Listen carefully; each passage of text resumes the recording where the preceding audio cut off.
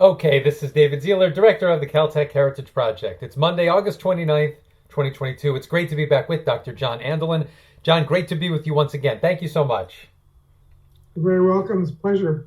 John, today I'd like to pick up with the transition to Oak Ridge. So first, just in terms of the push and pull factors, what were you doing at the time that was attractive to Oak Ridge, and vice versa? What was happening at Oak Ridge where this was an exciting opportunity for you? Well, that's an interesting question. I didn't know what was happening at Oak Ridge before I made the decision to go there, I think. As I said, I was introduced to an MIT professor named David Rose, who had a well, I don't know if it was joint appointment. He was full-time MIT, but he was a consultant to Oak Ridge. And he was running a health of the nonprofit, or health of the organization view. I mean, they were changing from just a nuclear facility to what else do we do now that nuclear power is whatever it was, and nuclear wars, whatever it was. So they were looking at a reduced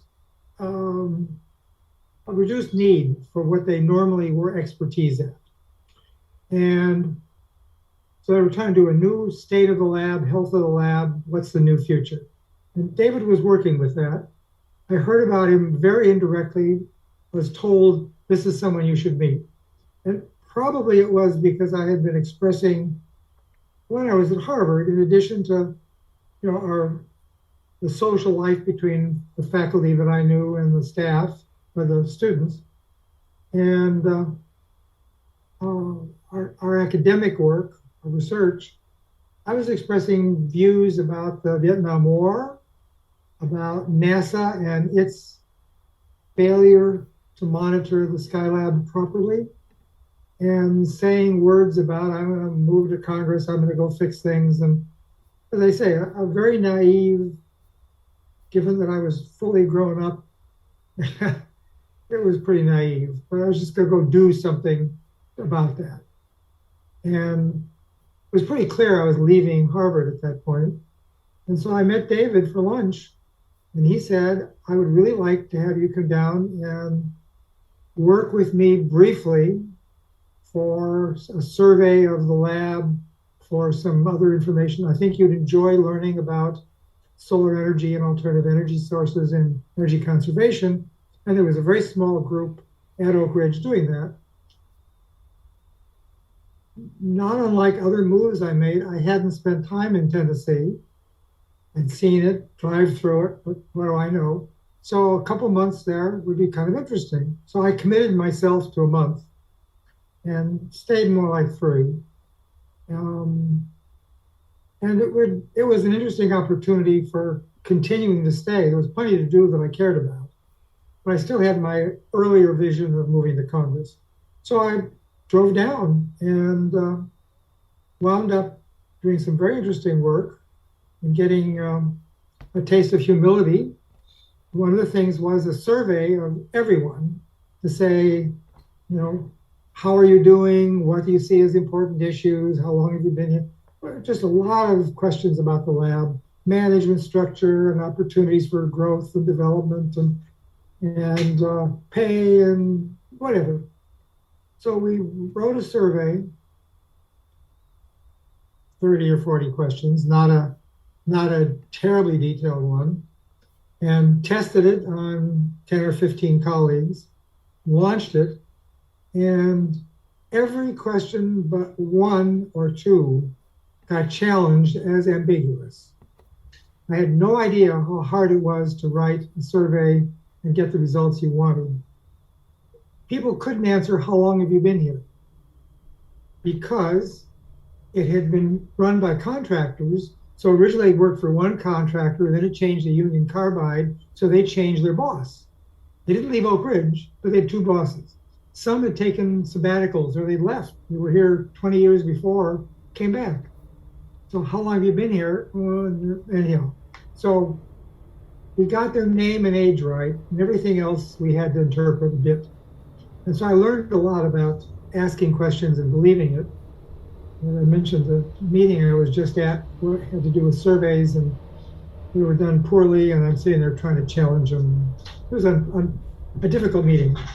So at the same time, I met a couple of colleagues down there. One was running the survey, another was running a small group on alternative energy, looking to give the lab a new role in other energy systems. And that means in a month and a half, 2 months, I had all kinds of opportunity to learn about the solar world, the geothermal world, energy conservation. And I met some people at the lab that were important to me. I got to meet Alvin Weinberg, who was the head of the lab at the time, and Jack Gibbons, who was head of this alternative energy supply. So I was pleased to meet people that had ideas. But Alvin, I could talk philosophy of science with, and his role in the nuclear weapon world.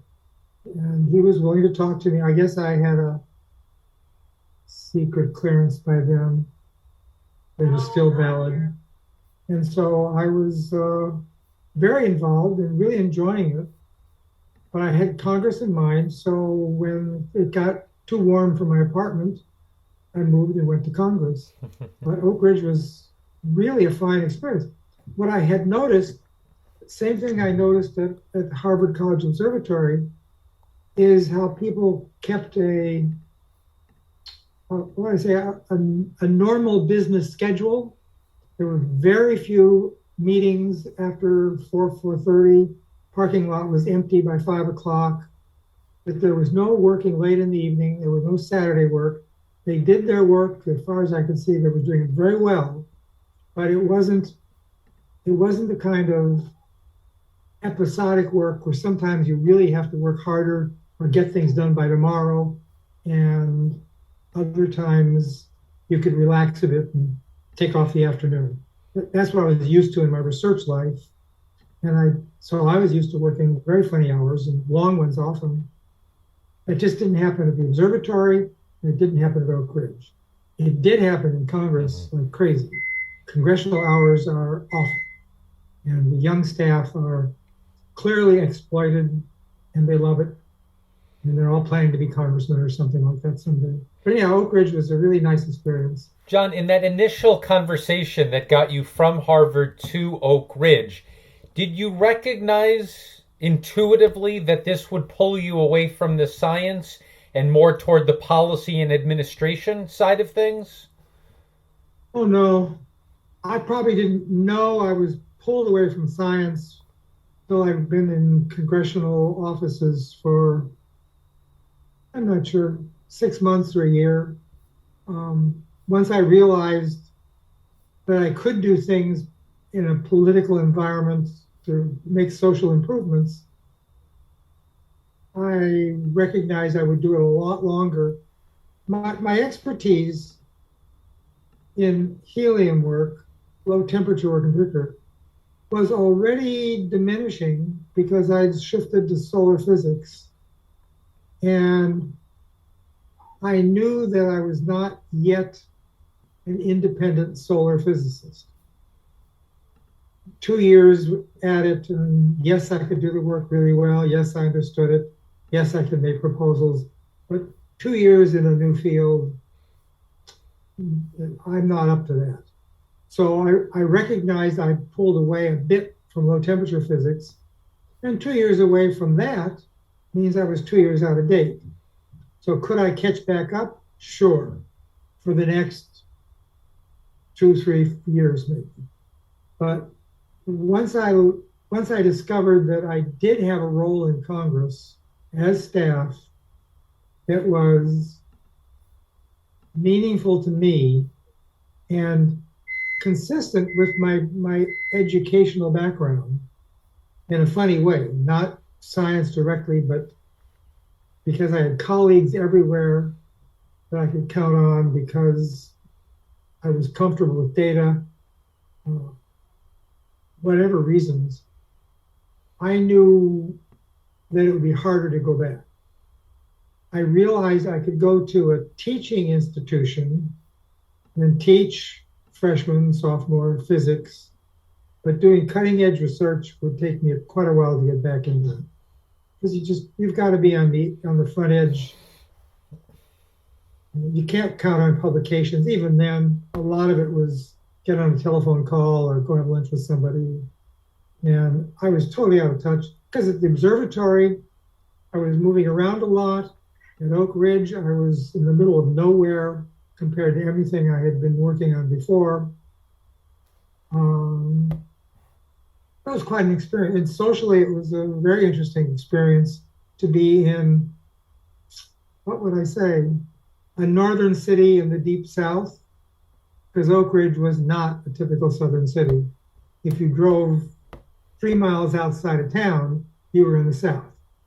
But Oak Ridge itself was academics from the world, mostly the US, mostly higher institutions of learning. So I didn't change culture much by moving there as I had thought. I learned less about Tennessee itself. I learned the geography and I learned the food. I learned a lot of peculiarities about a state that's run by a different political system, a different political philosophy than what I'd been before. But I don't feel I know Tennessee. John, orient me chronologically. How long were you at Oak Ridge, and what were the years? 1971, sort of January through April. It was very short, but it was working with a colleague who is still one of my best friends. The night I got there, I said, "Where's a good place to go eat?" His answer was, "In Oak Ridge." So he called his wife and said, "I'm bringing John home." I did learn where I could eat in Oak Ridge, but that's the welcome I had, which I couldn't ever have asked for more. And I worked for many years afterwards with him via emails asking questions. He was a fusion expert. And so as I gave guidance in Congress about fusion, I relied on him to tell me who I needed to bring in for speakers, who I had to go to for a critical analysis, what the last reports were, who was good and who wasn't. And he knew it very well. And Jack Gibbons became a personal friend at that point. Not really close yet, but close enough. I saw him. And so every month, no, probably every year or so, he'd be in town and we'd get together for something. So I got to know Jack better. When I went to work in Congress, I think the only reason I was accepted as the volunteer when I was I could drop names like Alvin Weinberg. So, Caltech names that I knew, and nobody in Congress cared about a volunteer with a PhD when I went there, much less in science. It was, what are you doing here? Maybe political science, come back in the summer because we know some professors. But we want young, active, politically relevant youth, lawyers, maybe write laws. So I was not accepted for quite a while. I couldn't even get a volunteer position when I first went. I went up in April, May, when I left Oak Ridge, and the answer was, "We aren't interested. We have no room in the office. We're full," which they were, and we get summer interns. Forget it. So I spent probably a couple of weeks going, knocking on doors, saying, "Volunteer, volunteer, volunteer. What would you like?" And I learned not to say I have a PhD in physics. I'm interested in Congress and I'd like to help. And yeah, I've got degrees and I've been educated. They didn't ask, they didn't care. So if I did say it, then I got a bigger no than if I didn't. And so I gave up and went home for the summer, visited my folks. It was a strange, 30-many-year-old scientist without a job, going to live with Mama and Papa. I liked them and I liked the community. They were in Santa Barbara or Camarillo at that point, and that's a very nice, easy place to visit. Beautiful weather. And I went back in September when the summer interns were gone and tried again. And there, as I say, I think after doing the whole first floor of the Longworth building and half of the second floor getting no, no, no, no, no, I got better at asking. First, when you would say, I want to be a volunteer, and they say, we don't want you, go away. And by the third or fourth office, I'd say, any suggestions? Oh, go next door. So I'd go next door and say, by the way, they sent me from next door. So that's a way of gaining some credibility. They sent me. And then I get their name and further down the line. So I eventually got an appointment to see Congressman Mike McCormick, who had an empty calendar, I learned later, but was supposedly so busy he'd see me in a week or two. I said yes. And then somebody said, there's a science and, what was it called? An astronautics committee, I think. I forget its original name. It changes every few years with the chairman. It was science and astronautics then. Why don't you go talk to them? So I did. And at the front desk, they were equally non-committal. And finally said, well, maybe you should talk to Tom Ratchford. He's a scientist. Isn't Tom a scientist? Yes, he's a scientist. Okay. And so I went to talk to Tom, which was right then, actually. They just let me back. He was willing to take a break. And I knew later why. When you are the front office staff in Congress, there are people with crazy ideas that come in that want to lobby, and you don't want to defer them because then they just pester you. So you want to see them right away. And I think that's where I was seen by the front office, because I did admit that I had a science degree at that point. So here I am. I'd like to volunteer just for a while. I want to learn about Congress. And oh, yeah, I worked at Harvard. And yeah, I went to Caltech. And sure, buddy. So I went back to talk to Tom, and we had a very thoughtful conversation. And he ended it with complete waffle. Well, let's see what we can do. I'll talk to you sometime. I'll stay in touch. Give me a phone number or something like that. Well, I guess it was a phone number. I left, and he immediately called, I don't know who. Somebody at Caltech, maybe it was Alvin Weinberg, maybe it was Jack Gibbons. I don't know if he knew Jack at that point. But he checked my credentials within the hour, and I got a call that evening saying, if you want to volunteer, we're going to the Princeton Fusion Lab tomorrow morning by train. Meet us at the station. I'll introduce you to Congressman McCormick. So Tom checked me out. They said I was okay. He talked to Mike. Mike said, fine. At that point, Congressman McCormick had been given a title as the chairman of the subcommittee on energy of the Committee on Science and Technology, Astronautics. And it was only a title, no staff, no money, nothing. But he's the chairman of the subcommittee. Well, that meant I was his staff for at least a day or two, for at least the fusion trip. So I met him at the station. We went to Princeton, and I was hired in his office. Volunteer, no funds, no obvious responsibilities, but working with Tom, who was interested in Mike and helping him, even though he was not assigned to it. And Tom knew the system well. He'd been on campus on the Congressional Hill. He'd been there for a year already. So he knew people in the Library of Congress. And when Mike said he'd be a subcommittee chair on energy, Tom said, I'll help you get something done. So he went to the Library of Congress, found an energy expert and said, we need a report. And that's all he did, I think, with very little guidance.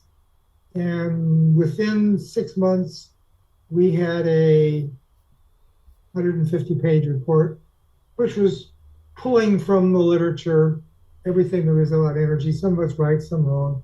It was decently edited, but not perfect. And that became the first publication of our subcommittee. I had a chance to do a quick edit at the end before it was published because I'd now been on the staff. The staff evolution was interesting. I couldn't go to the Capitol Hill in the office buildings after 5 or 6 o'clock because I was just a citizen. So Mike found me a position. He had an open slot. I got $100 a month, and therefore I got my card. So I could walk in and out of the Longworth building for sure. And if I could prove my business, I could go in and out of the Capitol after hours. And as they say, the hours were whatever they chose to be. So I was there a lot in the evening. At that point, living alone, single, not married. And as Mike's staff adjusted, he was a freshman and had only been in office for about a year. And so his staff were still getting used to Washington, or in some cases, not used to Washington. And as they left and he had to shuffle people, there was slowly extra money to give me so I would be able to pay my expenses in Washington. So my salary went up over the next 3 or 4 months to a perfectly reasonable amount. Then his administrative assistant left to go back to Washington State. He was uncomfortable in Washington, D.C. And I think Mike asked him to leave, actually. But he went back to Washington State. And Mike asked me if I'd be his AA. An administrative assistant in Congress is the senior position in the office. And it's the AA's job to do everything. Manage the staff, get speeches written or write them, take any meeting the congressman isn't going to in his place if the meeting participants allow. And that means certainly any lobbyists, any constituent, any technical meeting, I took his places if he didn't want to go, accompany him to a number of the events where some society would hold a banquet and they wanted congressmen to come and sit and be lobbied. And if Mike didn't want to go alone and he couldn't talk his wife into going with him, he'd have me go along and introduce him to the people he already knew because I remember their name and he didn't, or I could tell him where he had met him. So I was a major assistant without appearing to be so externally. So it was a total change in my life from working in laboratories and staring at computer screens. Now I'm dealing with the public often. I'm giving lots of speeches, and we held hearings in the committee like crazy. We were allowed to do that because I was now helping staff, and Tom and I became very close friends, colleagues, and put out a number of publications, wrote legislation. We were very busy for the next 5 years, I guess, doing that.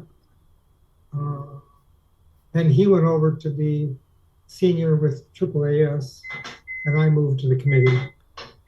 He'd been on, so my position changed. John, from the initial appointment in Congress, how long did it take before your work became solidified that you recognized this would be a long-term career option for you?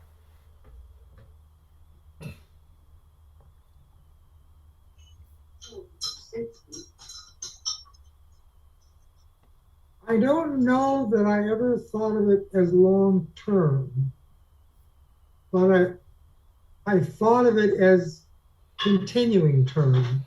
So I didn't see an end point really. And there wasn't one prompted by me internally. So I stayed with Mike, and if I look back on it, the answer was probably a year or two too long, because I had learned what I needed to learn about the political side of Congress. I'd helped him with a campaign or two, and that was delicate because his campaign staff wanted him to say things that weren't quite true, and I wasn't willing to do that for him. And so his campaign information on energy was the best information we had at that time. And they were saying, no, you can hype this up and you can play this down. I said, no, I can't. If Mike's going to overrule me, that's his business, and he didn't. I saw it as a very positive year at a time, and I saw the last 2 years with him as a positive, but looking back, it didn't speed me through the rest of my life. That's all. It just was 2 years, 2 productive years that I didn't need to do the next steps. And the only reason I left being AA is, as I say, Tom left his job as the subcommittee chair or subcommittee staff and moved to AAAS. And I was asked where I'd like to move to the subcommittee itself. The difference there is, without him, I wouldn't have had anybody I could work with to draft legislation. And if I'm still in Mike's office, I don't have influence over drafting legislation quite as strong as if I'm the subcommittee chief of staff.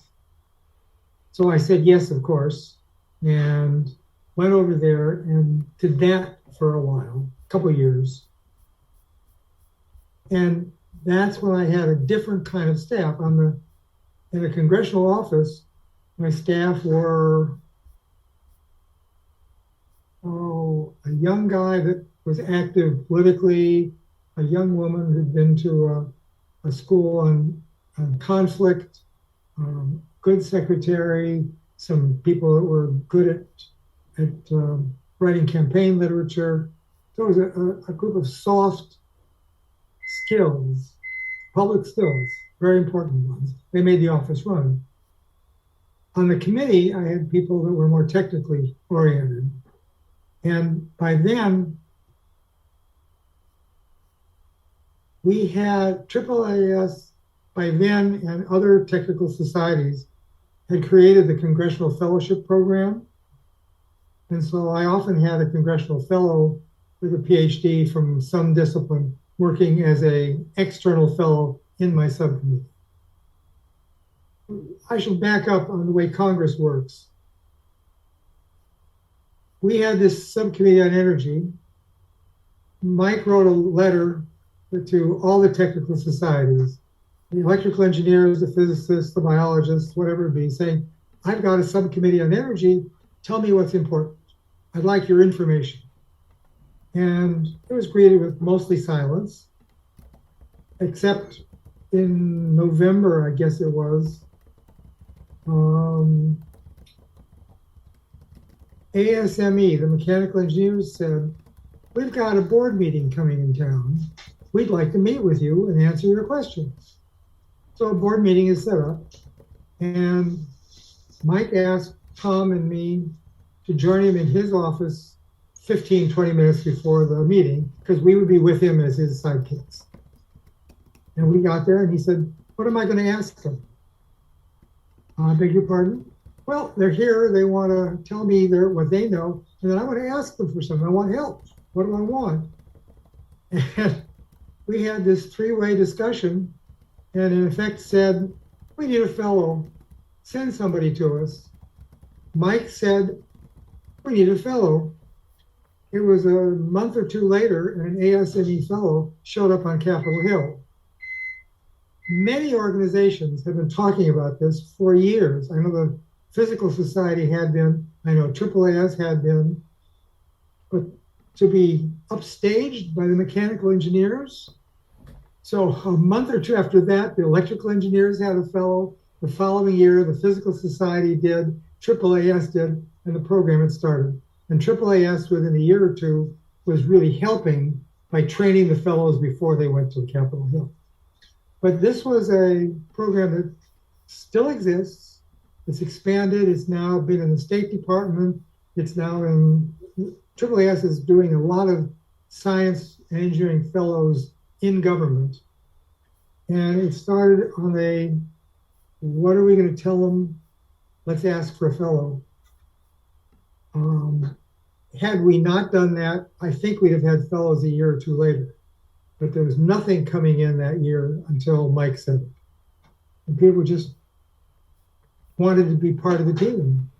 So that's not an uncommon happening, is very last minute discussions and something will be settled and you move on. So anyhow, I moved to the committee because it was the right time to move because Tom left. So he made a decision and I followed it. I stayed on the committee until the next election. And what happened then is my boss, Mike McCormick, became chair of a nuclear subcommittee, and asked me to be his chief of staff for that one. I had to turn it down because he was too enamored with nuclear power to be critical enough to satisfy the public concerns over safety. He had been a Hanford chemist in Washington doing nuclear work. He wasn't afraid of it. He downplayed any of the criticisms and upplayed any of the advantages and was very optimistic. He was technically sound, but I thought uncomfortably cheerleading. And so when he asked me to do that, I said, no, I can't do that.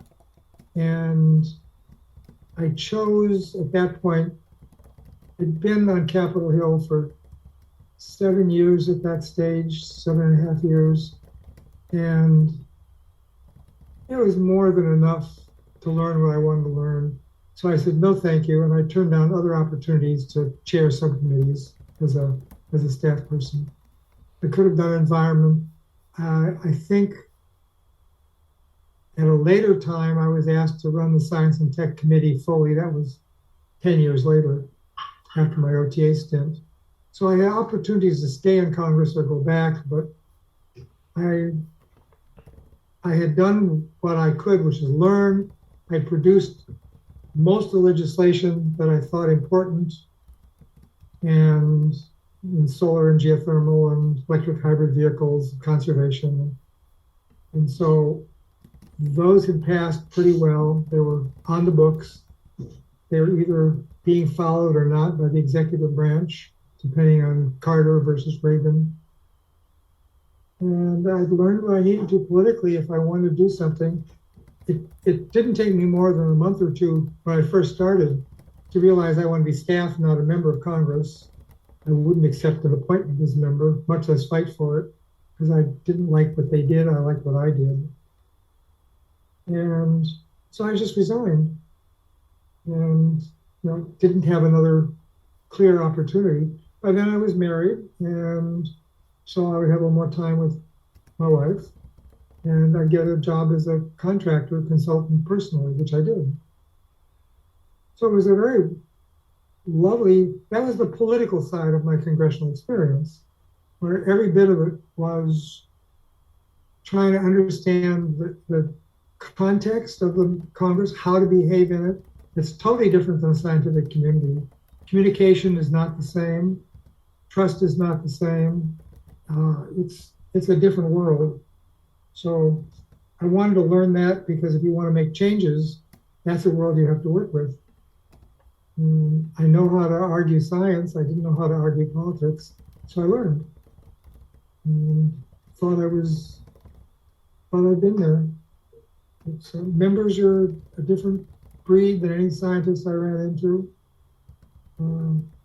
Scientists think probabilistically. So is this true? And the answer will be, well, it's met every experimental test so far. That wasn't a yes. That's a so far. And if you ask a member of Congress, they're like judges: guilty, not guilty, yes, no. It's a toggle switch. They don't have any nuance. Even if their belief is nuanced, what they say and what they do is definitive as much as they can, unless they're intentionally waffling. And so it's this intentional political speak. And it's totally different than anything in the science community. You can't be honest with them in your opinion. If you're too blunt in saying you're wrong, you've lost credibility. Well, you've lost influence, even if they think you're still credible. So you've got to negotiate how you say they're wrong. You deal with lobbyists all the time. You have crazies coming in to tell you things that they want in legislation, and some are very funny. Some of the staff propose things that were funny in their absurdity. One senator's staff called me and said they wanted to make nitrogen illegal. But I co-sponsored the bill because I was from the Washington delegation as well. Well, the Northwest delegation. So that was another one where I had to say, well, no, I'm not going to sponsor it, and I don't think you should. I think of that as one of my political mistakes. I should have let the bill be introduced because it would have been funnier. As it is, they pulled it at my recommendation. And I still have all of the newsletters about, the press release that was going to go out with it, but the bill was never introduced.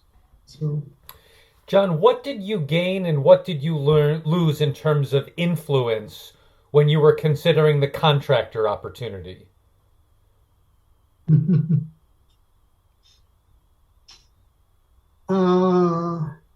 I gained personal freedom and the ability to sleep in the morning and not having to jump every time somebody called a member of Congress wanted me to do something, and not having to couch my language carefully so I was correct and honest and I could keep my integrity, but I didn't always run flat into the opposition. I would try to move them rather than show them I'm on the other side. So I gained a huge amount of freedom to speak and to act, and I lost 90% of my influence, 95%. If you're congressional staff, you can call or write to almost anyone at any level of any institution and expect an answer, because they don't know who you really are. Mm-hmm. You could be the son of some very wealthy funder of a very powerful committee chairman. You could be sleeping with somebody. You could be who knows what.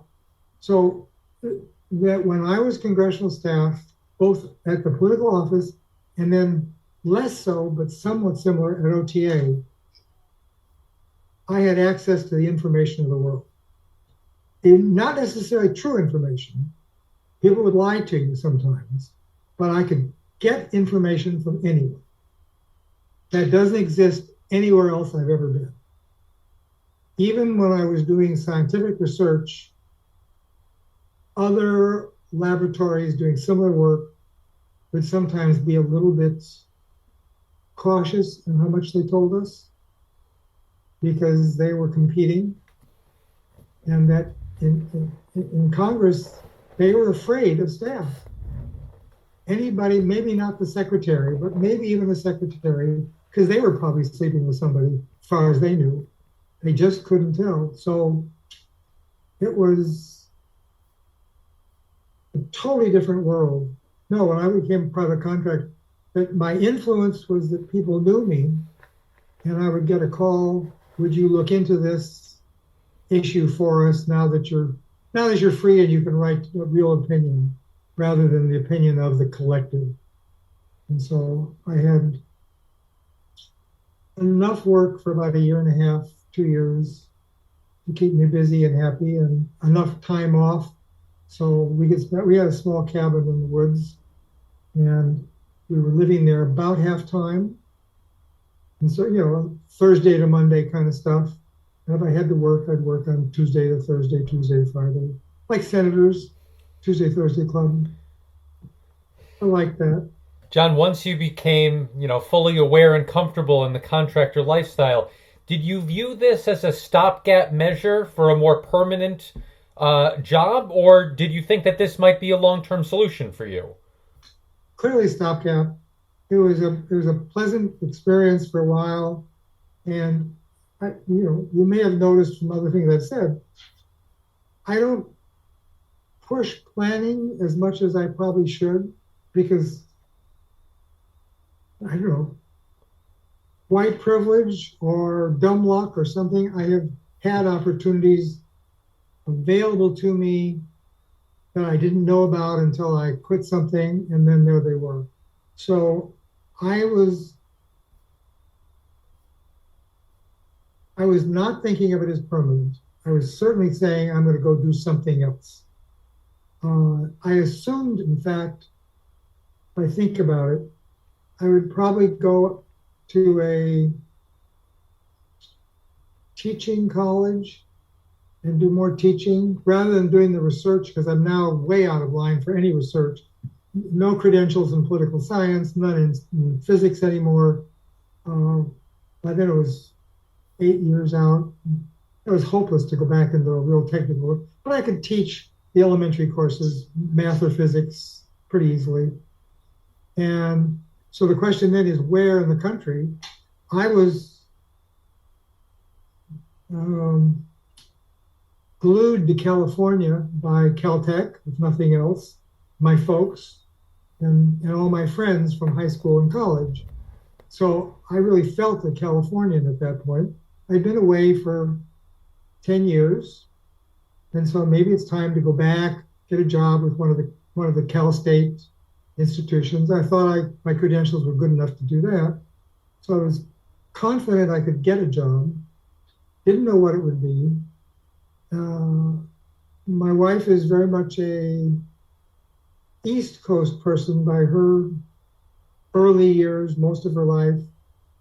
And what I also realized in that time frame was California in 10 years is different than California 10 years before. And so my friends have drifted around and whatever. My folks are getting older. I'm not sure what they're going to do overall. And I didn't have a job in mind. So I was dithering, stalling, taking the next opportunity as a private contractor to do something interesting. And so I did a very long study with MITRE Corporation and a colleague from the Library of Congress on coal, liquefied coal, coal mining, coal transportation. How does coal fit into a new energy future? And that hadn't been any of my previous expertise. I just took the information. So this was one of visiting West Virginia mines. What? That was fun. And I was learning. And so that was nice. The then called Energy Research and Development Administration asked me to do a paper on why solar and conservation, their programs weren't going anywhere, weren't being picked up, weren't getting appropriations. And so I interviewed, that was just an interview one, plus my own knowledge, all the players. And my report, the one on fossil energy was, I don't know, with my colleague, probably a 20, 30 page report, a pretty good one. We did another one on fossil having to do with fuel supplies. And we pointed out that diesel was likely to be more expensive than the others. And watch out because it's in the crude that produces diesel is in shorter supply. And so you need fancier reforming to come up with diesel from other crudes. So watch it. Could be the one that gets short first. But the one for ERDA was about a one-page one. And it was pretty straightforward. Everybody I interviewed thought they were the solar czar, the conservation czar, the geothermal czar. They were in charge of everything. And none of them had any authority whatsoever. So there were different messages going out all over the place. Talk to me, talk to me, talk to me. I'm the one that knows it all. I'm going to do it. And it was appropriation staff in the Congress that was doing the funding, and it was somebody else in IRTA that was adjudicating between solar and conservation and the traditional programs with traditional lobbyists, fossil fuels and nuclear energy. And so that the solar and conservation folks were hopeless. They weren't going anywhere. So all I said was, figure out who's in charge and give them enough authority to ask for funding for new programs. Because I knew by then that some of the programs in the legislation Tom and I had drafted with help from the Senate side, yeah, I think some help. They had a different philosophy, but some of those had stalled a bit because the executive branch didn't know how to run demonstration programs. They knew how to do aerospace programs or nuclear programs, high tech programs. So our first solar energy heating demonstration, we'd seen homes in Arizona with garden hoses or copper pipes on the roof that were heating the pool or the house in the winter. That's all we had to do was make those better and safer because they were using house water, not separate systems. So it's contamination possibilities, and they weren't very efficient. Well, but the sun's free, so it doesn't matter if you're efficient or not if you've got enough copper pipe. DOE went straight to the aerospace contractors, and they came back. They spent $50 million on research. Instead of building $10 million worth of demonstration things, and $40 million of getting data and research. So anyhow, they threw that program away. So I knew what was happening to our programs, and it was easy to see why. Nobody was really in charge except the budget people. And the budget people had lobbyists they'd worked with for years. And if you're spending billions of dollars, and here's a $50 million program, it's in the noise. You can't put your attention to it. So here comes an aerospace company saying, we can do that, fine, you got the check. And that's what was going on. So what was funny about that one, thank you, they decided I hadn't fulfilled the contract obligation properly because I never signed the initial contract with them. So I never had the contract, thank you for your report. So I think they stiffed me for $1,000 or something like that. And I was really proud of that. I gave them a report that they didn't want because I was totally free to do it. And I didn't know I was as free as I was. So it was very nice. John, what was the timing? When did you move back into full-time employment? A couple of years later, 1980, I guess it was. And I got a call from Jack Gibbons. He was then director of OTA for a couple of years, maybe a year or two, I think. And he asked me if I would be an assistant director of one of the, assistant director, there's 3 divisions. And I was thinking of California and taking some other job. And I played with Congress for a long time. I've learned, and congressional work is stressful because you're watching your words all the time. And it's stressful because it's long hours and lots of crises, mostly invented, but they are deemed to be crises at that moment. And so you respond right now as if they were. And so it was not an easy long-term prospect. And I'd gotten out of it for a year and a half with 2 years with freedom. So I told Jack no. And he said, look, the issue is we've got a division director that just left. Okay, semi-crisis. And the division has not been turning out the work we've hoped that it would. So it has some issues, and I'm not quite sure what they are. The assistant director who left told me I have to fire a whole bunch of people because they're not doing their job. And I can't do that. Will you come in just to evaluate that?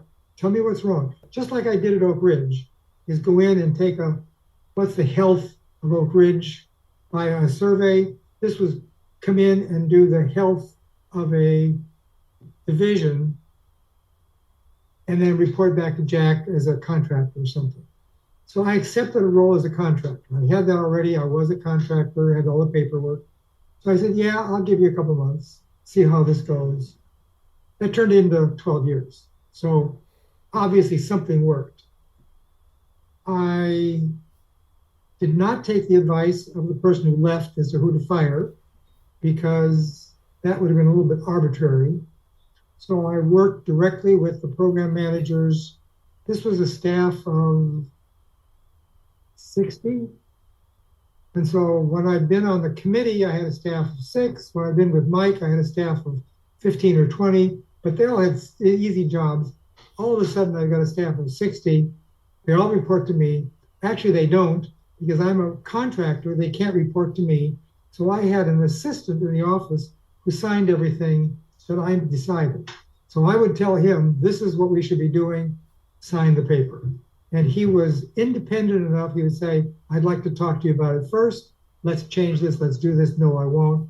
He was really good. So he clued me in a little bit to that bureaucracy while I was this floating outside consultant helping the division.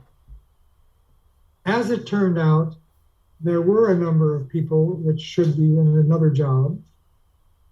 They were long-term bureaucrats.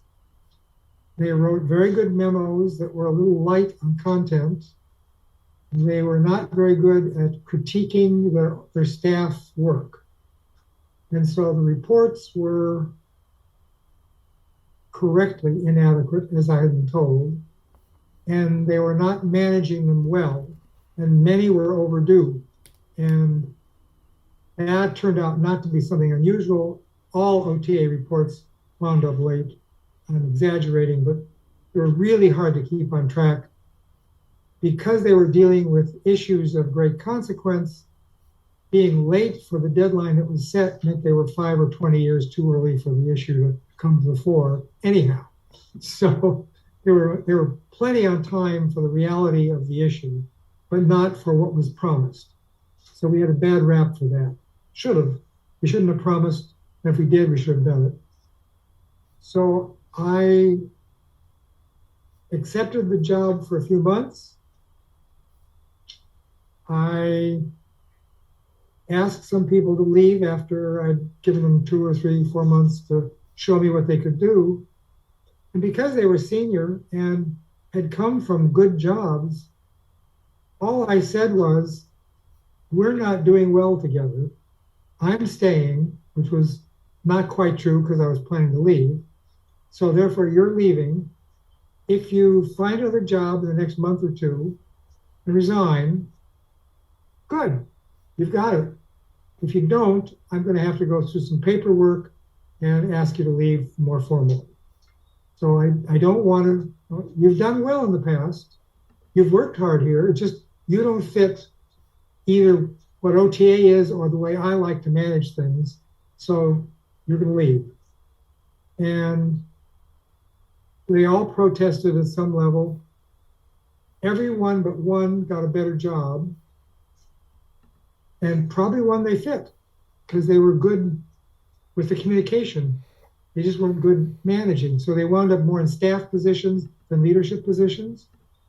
And one gentleman came in and he said, I have to thank you for asking me to leave. My job is exactly the one I always wanted, but it pays less. And so my wife and I didn't think I could do it, but I'm happier, the family's happier, and less is still plenty. Thank you for firing me. And I struggled with asking anybody to leave. That is, I'm not sure how other managers do it. I didn't like it at all because I saw their future changing in ways they hadn't planned. What I managed to realize, though, was if they leave, somebody else is going to get a job. So there's 2 lives being changed at once. One, I hope, neutrally, if they really go out and look for a job or get a better one. And one, more positively, if they come in and have a new opportunity. So I did this rationalization to make myself feel better. Having done that then, later when I was actually hired and really managing, I would take my most senior staff I was there for 12 years. So after 3 or 4 years, I would bring them in the office and say, have you looked for another job lately? Are you firing me? I said, no. I want you to make sure this is the right job for you at this point in your life. Look around. If you find something better, maybe I should change my management style to keep you, to have kept you lost in this case. And if you don't, how wonderful you're in the job you should be in. But go explore, learn. This was the teacher part of me. I wanted them to graduate, and they were doing really good work for me and getting better by the year. But it doesn't mean that was what they wanted to do forever. As it turned out, OTA was shut down politically in '95, and so they all lost a job and had to go look. But most of my senior staff had already been looking on and off for the previous 8-10 years to see what else is out there, who else is doing work they like. So I don't know any that didn't land, I would say, well or better. So it was a nice trade-off, and I really enjoyed the conversations with them. Oh, and when somebody would leave, which they did, because occasionally one of them came in and said, yeah, you're right. I've been here too long. Go. And he was very happy to get out of there. And when they come in and say, I'd like that person's job, I want to bump up from project director to program manager, I wouldn't accept their application for 2 or 3 days. Same game there. I said, think about what you really want. This is an opportunity and it's right in front of your face. I get that. But wouldn't you like to look around first and make sure this is the right opportunity? If it is, I'll consider you. If it isn't, why are you asking me for that? Go for the other one. And if you like what you do and don't want to step up and manage instead of do project work, the real intellectual work, instead of managing and critiquing, stay where you are. We're going to give you raises. There's not much difference in salary. So it was my own experiences personally led me to be more concerned about people staying in a job too long. As I say with Mike, I stayed an extra year or two on staff, and doing what the right next step is. So anyhow, I asked them to leave, and we were at a board meeting of our congressional advisors, 6 senators, 6 congressmen, mixed Republican, Democrat, equally. So it was a guaranteed split vote if anything was too political. And we're at the meeting, and Jack said, oh, and by the way, this was 6 months in.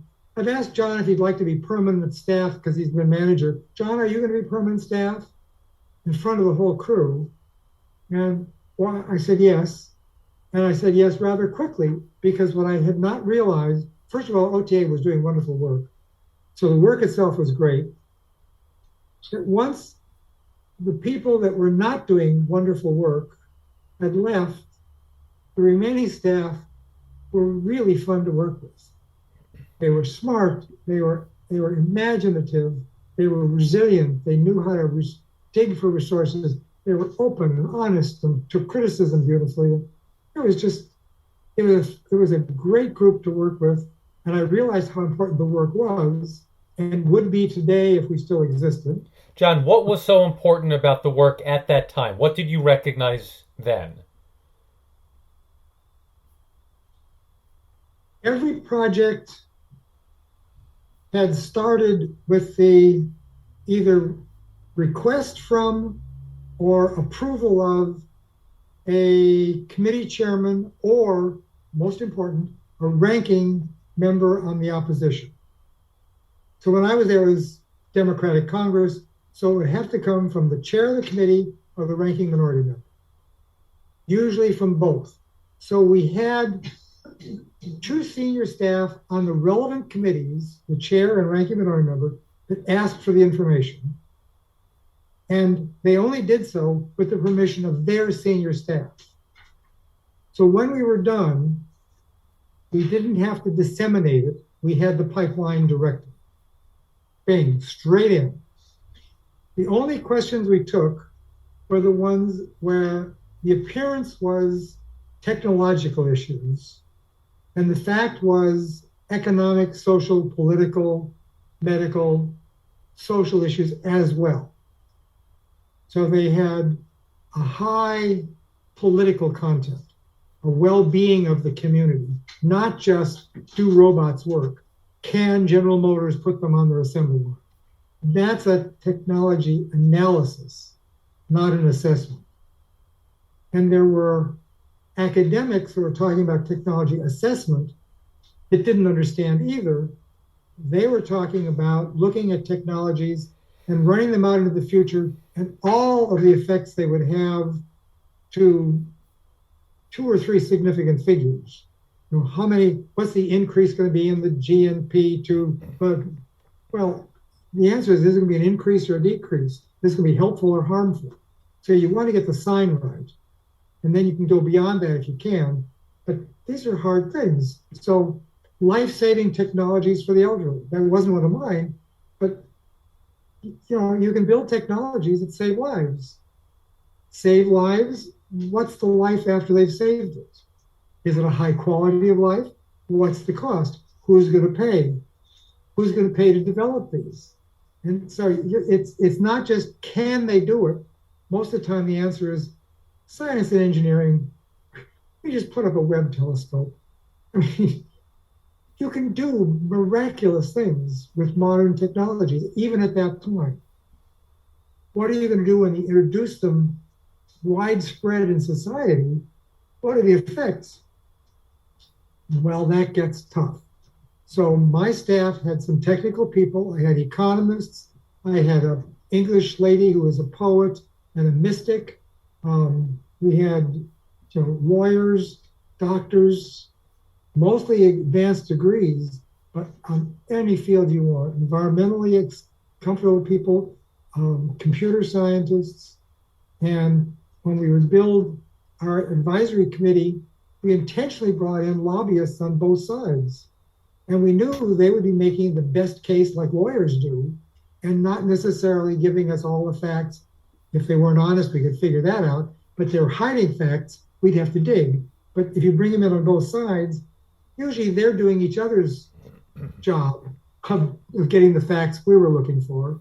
And we get faculty people that wanted the deep depths, and we get some political people that only wanted quick answers. And so our advisory committees were just wonderful things. Nationwide, sometimes we had international people if necessary.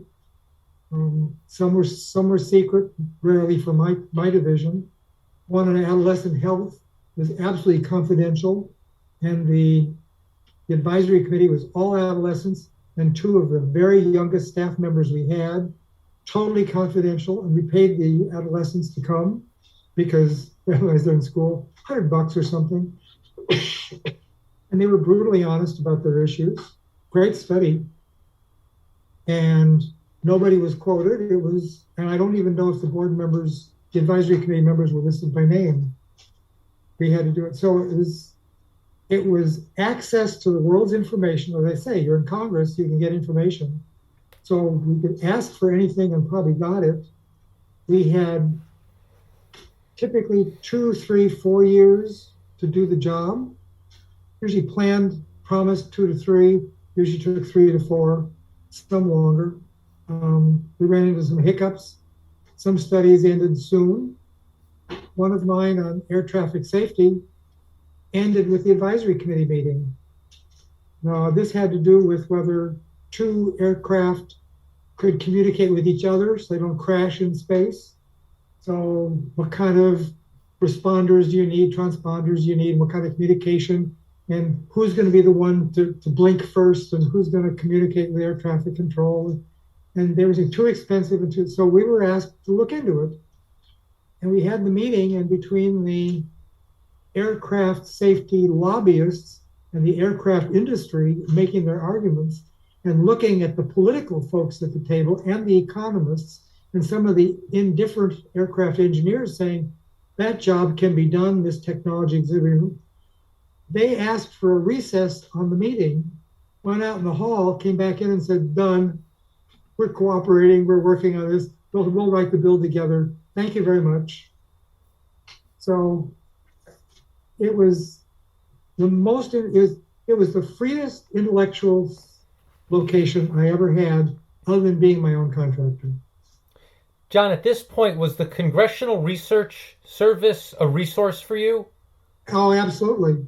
All the time. The Congressional Budget Office, Congressional Research Service, and we, yes. And at what point did you recognize that you were really at a path of leadership at this point, that your trajectory was leading you ultimately to where you ended up? Probably when I said yes to Jack, 6 months in. What was so formative about that affirmative answer? Well, at that point, I was stuck for a couple more years, and you don't want to be stagnant. So I knew I had to continue to grow in whatever it was I was doing and do it well. As I said, I had a really fortunate sidekick. He was a senior military person, now retired, and had done the world and had had lots of leadership in the military, which is the pretty much hardline do it or else, which you can't do with the PhDs and poets in my staff, or else was not a good command. It was, convince me I'm wrong, and then I'll do what you're suggesting. But the intellectual freedom was incredible. I think it was similar at Caltech, but I wasn't as aware of intellectual freedom versus constraints. I think Caltech, I felt absolutely open. And the things I remember about that I really liked was the honor system worked flawlessly for me. It told me somebody trusted me, therefore I better be trustworthy. And so it helped me think about myself. And it said, I don't much care what the other guy's doing. They're probably doing it honest. If they aren't, that's their problem. It's not mine. So that was a key, wonderful thing. I forgot to mention that in the last couple of interviews. It was wonderful. And the Caltech flexibility, when I said on the 1/3 quarter, I don't want to teach the class in class. I want to teach it in absentia by minutes back and forth and tutoring, mentoring, but no class. And they said, yes, it was incredible freedom to give me. So anyhow, and Harvard was not intellectually free by any means. Congressional office pretty much was, but you knew the lobbyists would lie to you and you didn't have necessary to know who the other side was. OTA, you had these other people on your staff that would guarantee to bring in all sides of the argument. You couldn't miss. So we had full information. We listened to the ones that were crazy or wrong or biased, and in our reports would say, this organization is putting out this effort. We can't validate that. In fact, we have found evidence to the contrary. And we put that in our reports. We didn't say, we won't listen to you, we'll keep you out. We would say, we disagree. We as the staff are independent. And we had to get this past this technology assessment board, 6 and 6, 3 and 3. So the 3 Republican senators, 3 Democrats, and so on. They had to agree. So we couldn't afford 6-6 ties. In fact, we got typically 12-0 approvals on our documents. Now and then 11-1 or something like that. Because we listened to all sides very carefully. We evaluated them with the best evidence of the time. There were issues within the staff, individuals, because we came from a different philosophy. And that was a tricky part of managing, in fact. As a scientist, I wanted my publications and my speeches to be right, period, and stand the test of time, period. I didn't want to be found out that I overlooked something at the time or I miscalculated something or whatever it was. That if I made assumptions, I had to make them clear because I wanted to make sure that was clear. In Congress, an analogy I've used is the folk song Charlie and the MTA. He's stuck on the T, and if his wife meets him at the station with a sandwich too early, it's stale, and if it's too late, he doesn't get it. And Congress had a number of absolute deadlines. They weren't necessarily real deadlines for the substance of should they be deadlines, but they were. There was going to be a vote, or somebody thought there would be a vote, or somebody was going to put out an appropriation bill. And so we had a deadline, which is unlike a science experiment. In my science experiment, if I had results that I couldn't understand, I didn't publish at the expense of my career, but I didn't do it. In Congress, if we promised a report that deals with acid rain, and they're doing a markup tonight on acid rain, they need our last information on acid rain now. Mm-hmm. And so I recognized that, as I say, you want to get the sign right. Is this going to be positive or negative in these different areas? And if it's negative anywhere, where is it negative? So the broad landscape, and a little deeper if you can, and good enough for the decision that's being made was what I was striving for. It was painful because I like to be right, period. But if you've got really good information, in some cases, 2.5 years of information with a team of 3 and 5 subcontractors helping out writing papers and this advisory committee, and we've had meetings and talked and thought and drafts we've reviewed, and it's not ready to go, but it's close. Can we do a presentation based on what we have now, pre-approved even? The answer is yeah, we should, because who else is going to give them advice? I learned on Capitol Hill as a staff person, I wound up with the first couple months, I started using the words elevator speech when I was talking outside, because I was giving advice in the elevator going up and down Longworth Building and in the Capitol. Members were going over looking for advice on something technical, and if it was something I really knew, I could say absolutely, yes, this is right. If it was something I had to read the title of the bill and the preamble, I would usually say, I can't help, talk to the chief of staff of your committee. They'll be on the floor. You've still got 5 minutes. They'll be there. But sometimes I would say, yeah, I know enough to know this is reasonable. And I don't know for sure I knew enough, but I knew more than the congressman. And I knew if the chief of staff of the committee was on the floor, it didn't matter what I said. The chief of staff would do this or this, no conversation, no facts. It was done deal. That's what the chairman wanted. That's what the vote was. Unless you had a lobbyist on your side that pushed you hard enough, you'll fight the chairman. So I recognized that we had information better than anything else they're going to get. Is it perfect? Maybe not. Will it be better next week? Yes. The vote's not next week.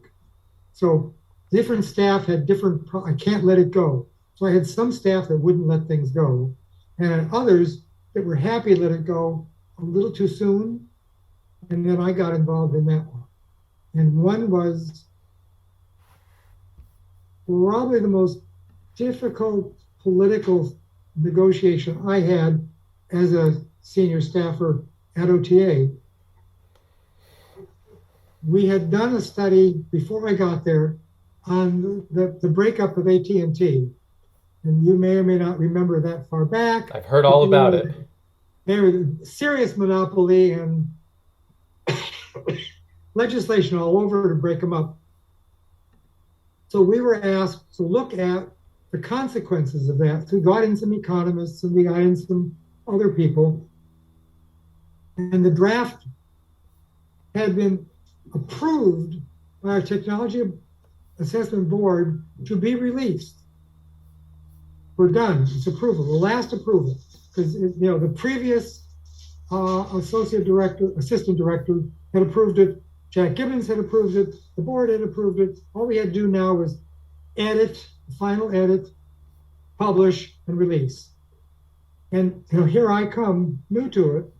I didn't know much about the subject. I know a little bit about economics because of Caltech, thank you very much. And because I was a graduate student, while I had extra economics courses from Professor Sweezy, who gave me a really nice, deep understanding. Forget the figures in detail, the calculations. I had a feeling of systems. So I go read this thing and I said, oh, what's the evidence for this? Where'd you get that? Oh, that's one of our contractors. Who's the contractor? AT&T. Wait, AT&T wrote this analysis? Well, yeah, they're the closest to the real data. But this is about AT&T. And that was throughout the document. The AT&T lobbyist had helped draft the document. And I said, did we share this with the critics? Well, no, there isn't time. So I said, I can't approve it. Wait a minute, it's approved. I said, oh, I can't approve it. I won't let this go out of OTA. And I went to talk to Jack about it, and he was, oh, are you really sure? You really, because he was worried about it too. What's the board going to think? Because we asked them to approve it. So I went back over the minutes of the board meeting, and fortunately, one of the members had said, well, I'm concerned about this particular issue. And it was not a big issue, but legitimate. So I went back to Jack and to the board eventually and said, we have been unable to resolve this concern from the board, so the board vote is now invalid. We believe the political process, the legislative process, has moved far enough along that our report is no longer relevant to the legislation. So we will put it in the Library of Congress for public display, no hidden facts, it's in the public domain, and we'll put a disclaimer on it saying this was not approved by OTA, this is the last rough draft. And Jack survived it, which was the only thing I cared about. I mean, he could have fired me if he wanted, because this was what I think I wasn't hired yet. I was still a consultant, but if I was hired, it didn't matter. I would have taken that blame in a minute. And people bought it. Some flack, and it was the AT&T that came back and really screamed at me. They wanted that report out because they helped write it. And we just couldn't do that with the integrity of OTA. And so it's that kind of thing that made me, I bonded to the philosophy. I got the support of my boss. I got the support of the Technology Assessment Committee, the board. But we also had an advisory committee to the whole thing that consisted of everybody important in the country in science and technology and politics. It was a wonderful advisory group, changing over time, but really important people. So it didn't take long for me to think this is important stuff. And the list of subjects I got, I had the good fortune, we had, I said, 3 divisions, and one was energy, one was industry and defense, and mine was everything else kind of, or one was health and agriculture. Health and agriculture, and then industry and defense, and mine was science and technology, information technology, education. And so I had all the cats and dogs, anything that came in that wasn't specifically defense, industry, agriculture, or health, food or health, I got them. And it was fun to have every new subject come in, including some crazy ones. Members didn't always ask good questions. They asked for things that couldn't be done. So we had to go back politely and give them a report based on what couldn't be done. And that was fun to do too. And again, my skills before I got to OTA of how do you talk to members you don't contradict them. You improve what they said, so they're still they still think they said it in some sense. They buy in, and so we had some of those. Uh, I described the OTA in those days as three divisions: life, liberty, and the pursuit of happiness. And mine was pursuit of happiness. Life was health, and liberty was defense. John, Industry. at this point, before OTA, what was the reporting structure? Who reported to you, and then who did you report up to? Where? Say that again. Prior, your position most recent before OTA, before you got to OTA. Before that, I was my private consultant. And before that, I was a subcommittee staff director. But when you were a private consultant, did you have employees? Did you have main clients? No, just me. It was just a one-man show. One-man show. I took a job with the postal employees about the safety of hydrogen-powered vehicles and about solar energy. And then I worked, again, with a gentleman from the Library of Congress had a big MITRE contract, and he dragged me along to all the coal fields and coal stuff for a while. So that was my big main income, and nobody reported to me. I reported to myself and wrote the reports in every case except the fossil one. Mm-hmm. That was the only one I partnered with anybody, and it's only because I liked Harry Perry, who was the one doing it. He was a thoughtful, knowledgeable guy. And then again, to orient me in the chronology, when are the years or the time frame when you're starting to think about joining the OTA or about your next possible position? OTA I started in 1980. I assumed it was temporary for 3 or 4 or 6 months, something like that. And once I had a staff I really liked and loved our work, and I was learning so much, I was challenged, so I stayed. So at that point, I said, I'm here. And I didn't think about leaving OTA much subsequent to that. By then, I'd been established in Arlington, married. My folks had moved east. I could still go to California to see friends if I wanted. Most of them were techies like me, and they came to Washington all the time, going to NSF or NASA. So my social life in Arlington wasn't very different than it would have been in California. So I didn't think anymore of moving. And as long as OTA was as interesting as it was, I have to say the word fun. I mean, it was painful at times when I had to critique a 300-page report. And it takes me, when I review things, maybe 10, 15 pages an hour, and I had a long weekend to do it. It meant the long weekend was goodbye to everything else. I'm reading a 300-page report that won't be ready when I'm done because I'm going to find problems. And so that was not fun, but it was, again, really felt important. Yeah. And I was changing the text from jargon to that a good high school junior could understand, because it was going public. And public involves real people, and they don't all have PhDs in economics. So you can't do that. So anyhow, I didn't think about changing jobs again. So the Congress was 71 to 77 with first Mike and then the committee, and then 78. And then I was private until 80. And then I joined OTA. I was with OTA until a year before it left. I left in 93, and they closed down in 94 politically. And I was a little sorry I'd left, because if I'd stayed, I might have had more political influence. And maybe I could have kept it alive. I don't know. I think it's a very small chance. But once I was retired, you asked about influence. Gone.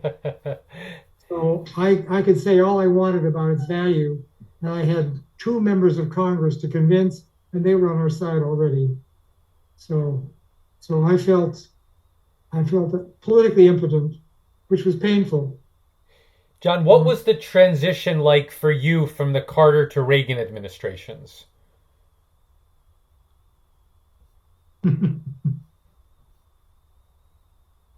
We actually had more contact with Reagan staff than Carter staff, and I was frustrated with both because of Carter's enthusiasm for solar. He helped with problems in the solar industry, and Reagan's complete flip to fossil and nuclear killed solar, and that's what I've been working on for 9 years at that point.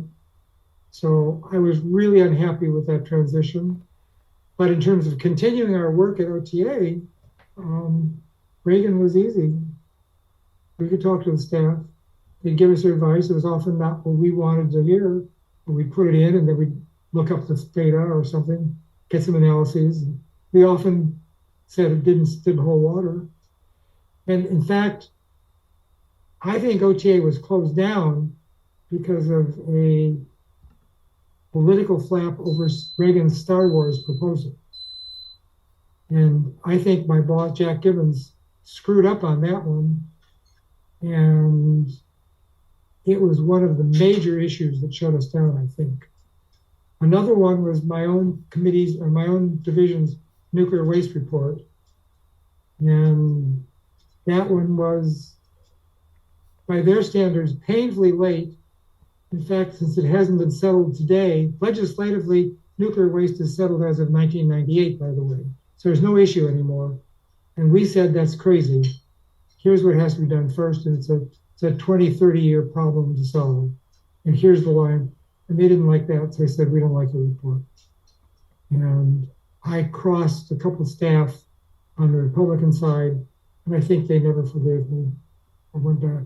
So that may have been a piece of it. I think the Star Wars flap was the main reason. John, as you alluded, talk a little bit about the role of partisanship in science policy in the 1980s.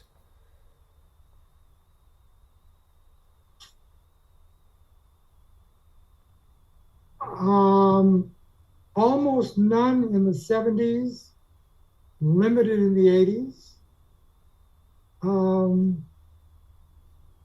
It flipped when Newt Gingrich got in as speaker. And up till then, science policy had been, very much as the space station, has been pretty well cooperative with Russia until now.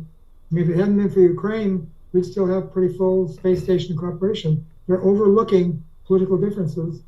And as I say, OTA reports generally passed 12-0, and there were 6 Republicans signing off on it. So I think I consider it the golden era, and it really flipped in the early 90s, early mid-90s, and never flipped back no matter who was in charge of what. It stayed more and more politicized. And OTA disappearance truly changed the information available to those in Congress that wanted to do these bigger issues right. Because our analyses were deep and thorough and reviewed by all the partisans. So we got the crazies and the knowledgeable and the political hacks and had to deal with them and had to give arguments that we accepted or didn't accept them. So they were vetted in a way that the Academy reports are. The Academy reports, National Academy reports, are really good. I would stand behind every one of them. I know many of the staff, because many of my staff, when OTA broke up, right to the Academy. They just ran there, and others to universities around the country. That's a funny evaluation of what's good for the nation. Breaking up OTA really hurt the Congress's information on technology, really hurt their legislation for the ensuing 25 years, 26, 27 years, and really helped the analyses around the country because 150 really skilled analysts spread throughout the world, and they brought these disciples of OTA's policy. They changed the philosophy where they went. So if I want to look back, I'd have to be a very good historian to say what the total effect on society is. really pains me that OTA left. What I wanted Yeah. was OTA to continue and spin out its smart staff, not to dissolve and spin out all at once. I wanted a steady stream, not a burst. But John, when were you named assistant director? must have been 81. So it was right at the beginning. There was not Yes. a large trajectory for you. No, Jack wanted me to accept the job before I even knew what OTA. I mean, I knew what OTA was because I knew the legislation started it. I'd helped work with people initially thinking about how to do the analyses, and I knew a couple of the senior staff, and I'd met the director. But when Jack came in as director and found this division in a disarray, he specifically asked me if I would be the assistant director. No intermediate steps. And I'm the one that threw in the intermediate steps of saying, no, I want to be a contractor because I'm thinking of California still. Right. And 6 months later, the job was so attractive, I thought I'll stick with it a while longer. And it didn't take long before I felt settled in the East. And once my folks moved, there was little or no reason to think California as such. Yeah. Go visit friends wherever you want, spend more time with friends. My folks are there. I saw my friends for a party or two. My folks aren't. I see my friends for 3 days. So it was better of both worlds. John, a lot of historians mark the testimony of NASA scientist James Hansen as really the beginning of climate change on the national policy agenda. I wonder, from your vantage point in 1988, if you recognize that in real time, the import of what he was talking about. Oh yeah. By 88, I was talking about climate change in my speeches. So I was talking about it. He did I forget, we knew of James 3 or 4 years before that. And I had one of my senior staff doing a paper. I think we started our own study by then. I don't remember. We had a couple climate change studies. And she wound up on the IPAA group and she became a professor when OTA broke up and National Academy, and really a super staff person.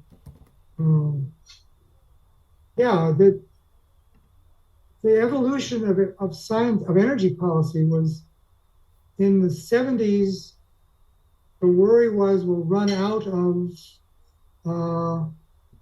crude oil and natural gas because USGS had done surveys and they'd done reasonable analyses and they didn't know about fracking.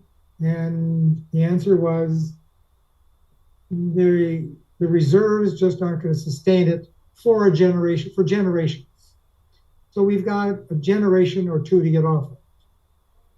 Nuclear was in some political disarray, not necessarily technical, but technical issues came up along the way, of course, as reactors had problems and as companies had problems. And solar was struggling with cost. So we knew we had to do solar and geothermal. The solar ideas were all over the map. The space satellite solar, ocean thermal solar, solar towers, solar voltaic, solar heating and cooling, other solar materials that get electricity from heat directly, thermoelectric materials. So we had proposals for all kinds of stuff, including crazies. One guy wanted to put a propeller on the front of your car, so the faster you go, the more energy would go into your car, the faster your car could go. And you didn't need fuel or anything, just a propeller on the front.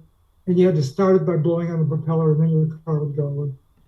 And so we had to disabuse the crazies. A lot of perpetual motion machines came in, including some that actually got to testify against my recommendation, but the congressman said, I insist, and they testified. And then the issue was whether nuclear would be part of the mix or not. And nuclear fuel has an issue as well, that uranium-235 is not the major fuel. And even after use, most of the energy is still there in the remaining fissionable products. So you want to do a recycle. You want to take that fuel and run it through a liquid metal fast breeder reactor, for example. So the LMFBR became a hot political topic. That's how you extend the uranium resource, I think, factor of 10 or 30 or something like that. And suddenly, now it's almost unlimited. And you can use 238 from the neutrons. It works. And that became the hot political topic. And Carter shut that down. So Carter, with political pressure from the anti-nukes, stopped our understanding about the nuclear fuel cycle. And that, I think, set back serious deployment if and when public decided it would be safe for a decade, 20 years, 30 years. The discussion about nuclear is just back in the last few years because global warming is starting to look more than real, just actually dangerously real. And so it's not theoretical, it's not models say, it's, oh boy, we don't want this. So we're going to have some. How do we stop some of the fossil fuel use sooner? Nuclear power. Yeah, but nuclear power. So the questions that should have been settled in the last 20, 25 years haven't been. Right. And that's just a disaster that was a huge political mistake. And, building the LMFBR wasn't going to cause more proliferation of civilian power plants. It was going to give you the option of, do we have more fuel available for them? So we can plan on a bigger constellation. Otherwise, you want to look at the fuel supplies.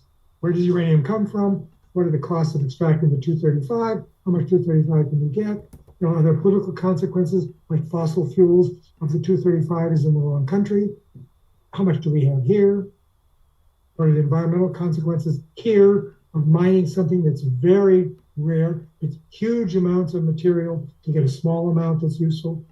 All those questions. So the solar got shut down by Carter, by Reagan, and Carter's enthusiasm helped the fledgling solar industry build up too fast. So we were overcapitalized, waiting for all these federal purchases. And Reagan came in and said, we're not buying anything. And a lot of the companies slumped, and that was, again, a 10, 15, 20-year slump in the solar industry because they didn't have the market they were planning on. And my favorite bill was the photovoltaic bill, and not favorite, but one of my favorites, which would have had a market. It would have forced a market in photovoltaics by the feds until the price came down enough because of large-scale production. Once the production is large enough, the price comes down, and now private industry can take over. And that's what I had in mind with that bill, and it was written and passed, and it was working the first couple of years, and then Reagan. John, with the end of the Cold War, did that prove to be an ominous sign for the ultimate breakup of the OTA?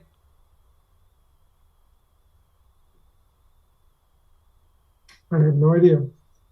I never correlated those in any way. I wasn't aware of it. I think the breakup was the switch. There was a publication some right-wing lobbyist wrote in 92-3. I forget the name, something like Fat City. And it was what's wrong with the federal government's budget, and that there are too many agencies of no consequence. And for some reason, he found OTA. How he did, I don't know, but he did.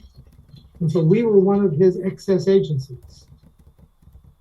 And when Newt Gingrich came in, he had to cut the congressional budget somehow, didn't want to cut anybody's office, didn't want to cut any of the committees.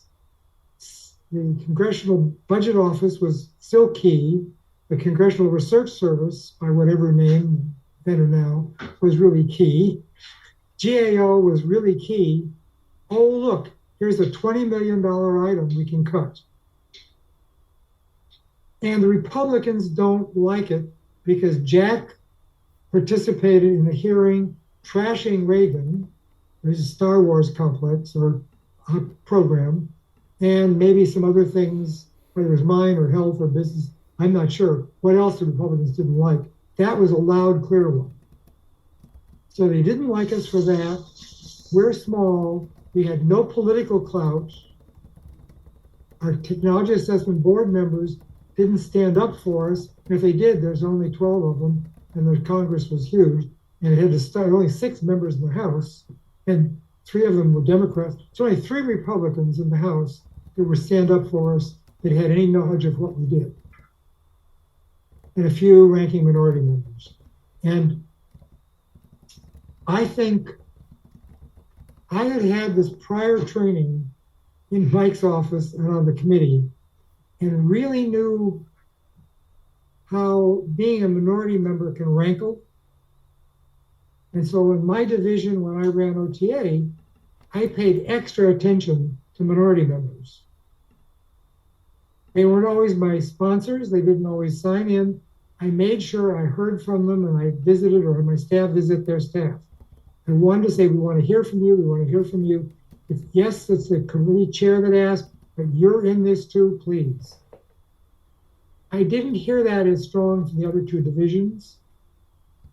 And I don't know if that was if I didn't hear it right, or if they weren't as careful. And if they weren't as careful, there were members scattered here and there, ranking minority members, that were annoyed with OTA. So when Gingrich says, let's cut it out, it's $20 million, we've got to cut something. Congress is too big, it's bloated, we got to cut something. Here's $20 million, it's easy. And they did. And there was a bit of a fight over it, but mostly letters from academicians. They don't have big power in Congress.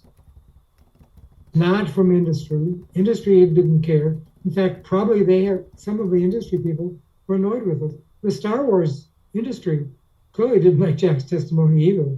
So they'd have piled on. So I think we had industries that were at best neutral and some against us. Academicians in favor of us, and Republicans on average kind of against us, and a political need, I forget, Program for America, whatever Gingrich's thing was called, that said we've got to cut some money in Congress. So we were the obvious scapegoat, and just didn't have the support to buck it. So I say that's why I think even if I had very good political connections with a number of senior politicians, House and Senate, because of the reports, and I knew their staff really well. I didn't know many members really. I knew Al Gore and George Brown and a few others, Don Fuqua, and my own committee. I knew those members well. So I knew 10 or 15 members I could personally lobby. If I'd stayed on at OTA, either as an assistant director or if I had asked to be director when Jack left, and if I'd made it, I might have had more influence, but I don't think nearly enough. I think the forces were way against us, probably for years. Once there's a book, How to Cut the Budget, here we are. They're annoyed with us. They've got to cut the budget. Couldn't be easier. So I think OTA was dead, probably dead in 92 in terms of the groundwork. And as soon as the Republicans took over the House, that was it. How did you receive the news? Oh, I was sorry, really pained. No, I meant mechanically. Was it an announcement? Did you get an email, 1-to-1? I'm sure it was staff scuttlebutt. Yeah. I mean, I was retired, but I had staff that still asked me questions about their study. I had a few lunches. They were stuck with a problem. They wanted to talk to me. I had complaints about the person that followed me in office, and I said, I'm sorry. That's your new boss. I'm not. And you have to learn how, and here's some suggestions on how to deal with him and his peculiarities. And I mean, that's the reason I resigned, is because I chose not to buck to be director. I'd been on way too long in one job. And my philosophy always was you should change jobs. If your job hasn't changed under you to be more exciting, you should change every 5 years or so, 7 years. And I'd been assistant director for a dozen by then. So in principle, I should have said, yeah, I'll be director if you want. But I was just hedging into 60. My folks were older and were within a year of celebrating a 60th anniversary. And I figured my wife was way involved in the refugee immigrant community and bringing them home, and so was I. So I had another mentor life that was absolutely full. And I knew that the change in administration just when Jack left was going to be so severe in terms of the staff shuffling and competing. It wasn't going to be much fun. So I said, I don't want to be director. And I couldn't say, yes, I'll be director for 6 months. That worked as assistant director because it was an urgent. Here they had people applying to be director. Some really good people. The one they picked turned them down finally. So 6 months later, they turned it down. Then they went back and picked a different assistant director. So if I'd still been working there, maybe it would have been me. But I couldn't see it. I wasn't going to commit to the 3 to 5 years to make the changes in OTA I thought needed changing. They weren't big, but they were important. And Jack had been on a different level, doing different things, keeping us alive, keeping our budgets.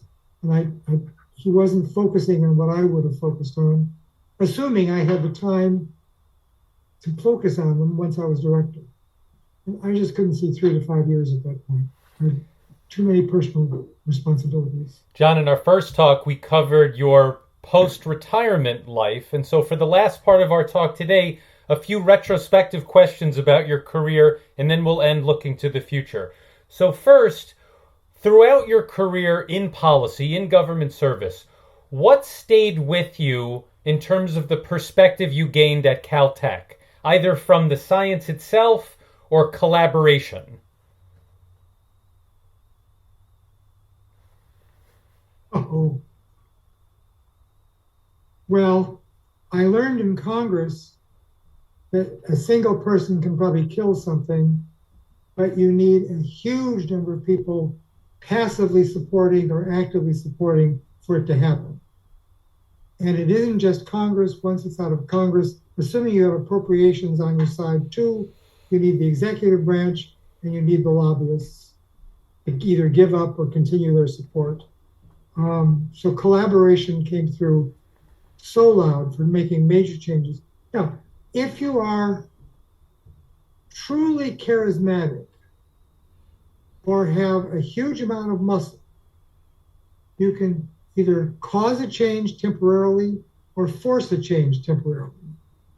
But unless you've got the consensus behind you, one change of administration, one assassination, one I don't know what, and you can flip back. So consensus of a larger team is really worth working for. Yes, yes, yes. I think I used every hint of analytic skills I had to go over the review of the documents when they were on my desk to be signed off on. I pretended I was a 17-year-old and what would I learn or not learn from this? And because I knew so many fragments of science and policy and economics and English communication from Caltech. I mean, every piece of Caltech was sitting there in some level, way diluted. I mean, I forgot a lot. So don't ask me what I learned in detail, but the ability to still analyze things, I don't think I've lost even yet. And so I could go over those documents and do wonderful critiques compared to what they were used to. And I think I mentioned, but maybe I didn't realize what I was doing was 3 different kinds of critiques, and even the rough drafts before and the final ones. One is change it, this is wrong. It's either too complicated, too much jargon, or physically wrong, factually wrong, or this doesn't come across as strong as it could. I don't think there's time to change it. You're welcome to if you can. And oh my God, next time you do this thing, do this better. And the staff didn't always pick up the, oh my God, do it later or again. They thought I meant right now on a deadline that's a week away. So I had to explain to them, you're still working here. We've got more assessments. Next time, here's the. So I had to learn to make different notations and sometimes actually say, not now, but here's a critique. You know, don't even try. We don't have time, but here's a critique. And that's the good enough philosophy. Mm-hmm. And that was something I had to learn since Caltech. In Caltech, I didn't have a good enough philosophy because I didn't have deadlines that mattered. The only deadline I ever had were finals, and I did good enough.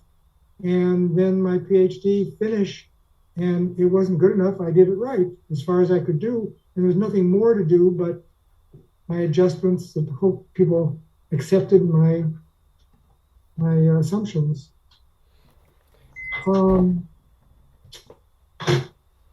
I used all the science, and I've never stopped paying attention to science.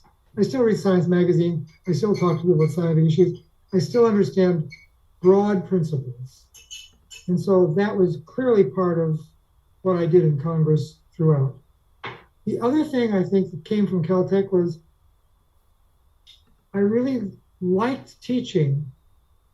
I mean, it's only the accident of my life that means I didn't stay a teacher and go into an academic life.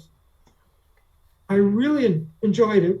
This freedom I had to not teach third quarter sophomore physics, and it worked, taught me that you can teach in multiple ways, not just standing in front of a classroom. That was one that was the equivalent today almost of flipping the class.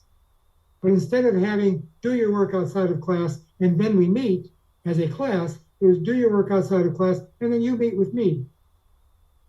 I'll give you more time than a class would be because I really want to try this. And you can communicate by paper. There was no email in those days. You would leave notes in my box. You can write a paper. I'll give you finals. I'll give you tests all semester, but you can take them or not as you see fit. If you think you know it all, look at the test, say, oh, there's a piece of cake. Don't bother. If you take it and you're worried, I'll grade it. If you want to write a paper, I'll grade it. Do what's interesting. And I said, if you find a chapter out of these multiple chapters on different subjects that's interesting, dig into it. Tell me what you learned. I'll tell you what you should have learned or could have learned, or you can teach me. And so I was able to do that at OTA, and I was able to do that in college. I never stopped teaching, though it had multiple modes and may not have been as effective as when you've actually got a class that's beholden to you. But that's still my main role with these refugee and immigrant kids, is thinking about life's issues with them. And to do that, you need their collaboration. And to do that, they need to trust you. And that, again, comes out of, I think, the honor system.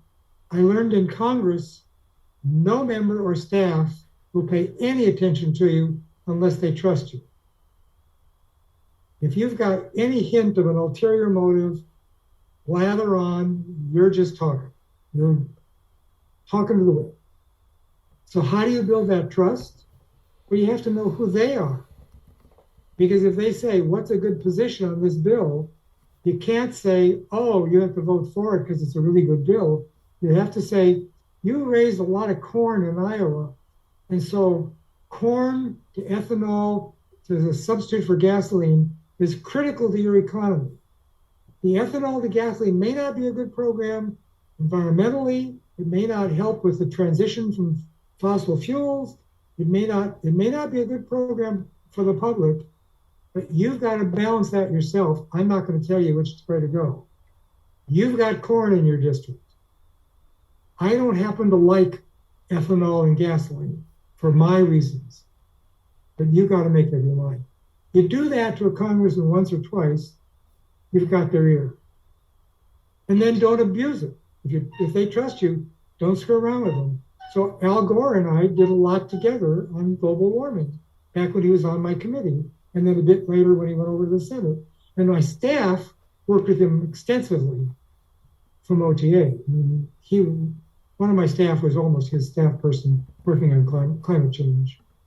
And that's because he learned to trust me initially, and then my staff, and then OTA the whole process. So that's critical. And that came from, and that's with kids too. To have them trust you, they've got to get to know you a little bit, and you've got to know them and their issues. If they come from a culture where the treatment for a disease, according to their parents, is something we don't do, cupping or hot coins on your back, well, okay. If your folks do that, that's fine. If you do, scientifically, by Western medicine, that's not typically done. Now, tell me a little more about your symptoms. What you might want to do is go see an orthopedist. So you can't be flat out, your culture is wrong, or they're never going to trust you again. You can say your culture is one of many. Your religion is one of many. Many of them have the same goals in life to make you a better person, to make you a healthier person, to be a more moral person. So the goals are similar, so they're all acceptable at that level. The details you can argue about. People disagree, but probably whatever you and your folks are following, go for it. John, of all of your accomplishments on the Hill, what do you think is most significant? What has stood the test of time for science policy? Oh, the development of technology assessment. The stuff I did on the Hill before that were bills of historic significance, maybe, but one solar bill here, a solar bill there, an electric hybrid vehicle here. They changed the tenor and tone of the time a bit. They led to discussions. They helped some of the solar lobbyists point out that Congress is with them. But the process of technology assessment that my predecessors there, because it was established 8 years before I got there, 7, 8 years before I got there. They had already developed a pretty good process. My contribution to it, I think, genuinely improved it. And the individual reports were very different than passing a bill. I've got one on my desk now that's on educational testing, and it was done 30 years ago. It's still valid. The one on nuclear waste is still valid. The one on climate change is still valid. I can go right down the list. Any of them that didn't have a definitive bill that passed and broke up AT&T, there's one on computer viruses. Hey guys, computer viruses are a thing. What's a computer virus? I've never heard of it. Right, nobody ever heard of it. We were dealing with it and saying it's a thing, and before the technology gets ahead of itself, it's got to start building in protections against these viruses. And what we wound up saying in technology assessment more often than not was, before you let the technologies go according to what industry wants and the public will buy, think very hard about the social, economic, environmental consequences. Who should be dealing with those? Whether there should be regulation or free market. And if it's free market, at what point do you say, whoa, that's a little too free? And at what point was regulated to say, whoa, we're tightening. The regulations are too tight. Go ease up a bit. You guys are doing something. The point of technology assessment wasn't a ballistic missile. It was clearly guided. Here's what we should do today because you want to act today. And by the way, doing nothing is taking action. You're saying this doesn't matter enough to do something. That's the most dangerous action you can take, by the way, is it doesn't matter. And that's what they did with climate change. Doesn't matter, doesn't matter, doesn't matter. Too complicated, too expensive, too. Oops. So I think the whole process of technology assessment and pointing out what a decision and a non-decision really means and how you don't stick with either one as the real world unfolds over time. You can't make a good decision perfectly at any given time. The decision of we need to do something about climate change, good decision. What do we need to do? Oh, ocean thermal. That may not be the right idea. Sticking iron particles in the atmosphere. Well, that may not be the right idea. Those were all suggested. Maybe you don't pick them too soon, but you do just research on them and you do something soon, which would have been much more energy conservation. Much, much more. And Carter blew that one because he said, turn on your thermostats, put on sweaters, be miserable, but it's important. You save on energy, you save on money. You put a couple $100 of insulation in your house, you're more comfortable, not less. You caulk the windows, you're more comfortable, not less. You save money. I mean, yes, in the long run, maybe there's some discomfort. Society, to fix global warming now, we've got some economic discomfort that's going to be significant if we're going to do it. And if we don't, we've got even bigger discomfort. So avoiding those little issues then was wrong. And Carter made it look like it's sacrifice, and it wasn't. It can be eventually. How fast you cut out fossil fuel use entirely. That's some sacrifice. And we're going to do it, I hope. And how you do that is going to mean you need something else for airplanes. You're not going to have cargo jets flying on solar. They're going to be big batteries, not yet. Hydrogen, oh, I'm sitting here with a tank full of hydrogen. Oh, I remember the Zeppelins.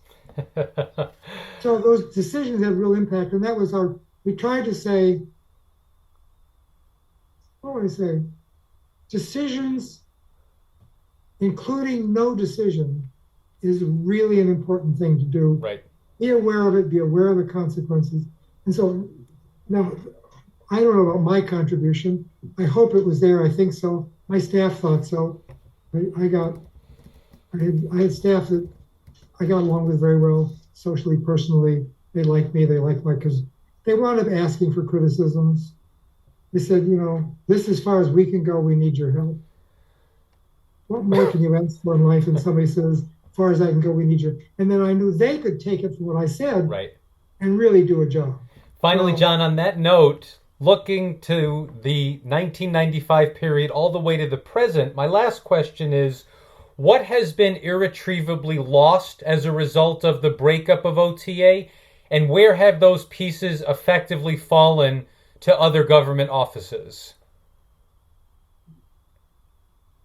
Nothing else in Congress has replaced them at all. The Congressional Budget Office is very good at short-term responses. Essentially, they're Google. I mean, you ask them a question, and they can get back within the hour of a very thoughtful question, because the question will go to somebody who's already expert, and they've got the resource material at hand. They know where to look quickly. They get you good answers. They can do some longer papers, but they are longer, meaning one person for a few weeks, maybe. I'm not sure today, maybe a couple months. It's very different than the team of 5 and $500,000. Today, that would probably be $1 million. And 2 years, 3 years, and every consultant you can ask for. Totally different. Congressional Budget Office still does its congressional budgeting, and that hasn't changed any. GAO has a stealth technology assessment piece. I don't know what they call it now. It has those words in it somewhere. It's a small group, I don't know, half a dozen, 10 people, and they're doing something like that, but they still have the technology accountability. They still have the auditing part in there. It has to do with government programs, not the nation, not the world, which technology assessment did at OTA. We didn't stop looking at anything. The beginning of an assessment, we looked so broad you can't imagine. Every screwy idea in the world, every idea. Then we sorted through them, picked the ones that mattered, and then dug deep. And so my job there was keep looking wider, wider, wider. That's wide enough. Let's start digging deep. And they ignored me, of course, because they knew what they were doing. But I got a little bit to wave a baton at an orchestra that knew what it was doing. So I helped with the timing. I reminded him it's okay now to stop looking, so you don't have to keep doing it. And so the GAO is doing some. I have not seen a study that matches what OTA would have done. I think they're valuable, and I'm glad they're doing it. And they can't admit to it very loudly because they're supposed to be doing evaluation of federal programs. And so if something isn't yet a federal program, they have trouble evaluating. You have to go look for, so, and as I say, it's pretty much stealth. They're labeling things in a way that doesn't cause attention, because I think there are people who would say that's not your job. And they're doing it nicely, and I'm glad they're doing it.